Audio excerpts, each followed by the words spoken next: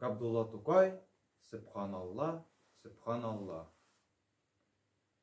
Сабый чакта укытканда мине хәлфә, рәхмәт аңа, өйрәтте бер яхшы нәрсә. Сөбханалла дип әйтү тиеш диде. Бермән яңа гына туган айны күрсә. Шул заманнан бирле айның туганына һәм дә алтын көпшәк төсле булып туганына карап, күңелем кайчан минем хайран кала, әйтәм шунда: Сөбханалла, Сөбханалла. Бу әйтүем хәер минем гадәт кенә, бу бөтенләй дини булган әдәп кенә. Бер вакытым бар. Чын күңелемнән әйтәм моны.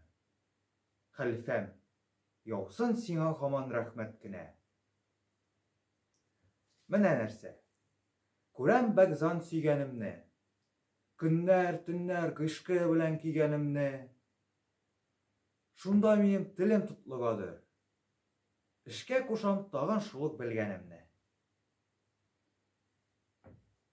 Тулган айга охшаш йөзе, башы аның. Яңа туган айга охшаш кашы аның. Күңелем аңа карап торып хайран кала. Диям шунда: Сөбханалла, Сөбханалла. Әгәр күрсә шул матурны Гайнетдиннәр, гади генә Котбетдиннәр, Шәмсетдиннәр, Сөбханалла дию кайда аларга соң? Укымаган алар, бер нәрсә белмиләр.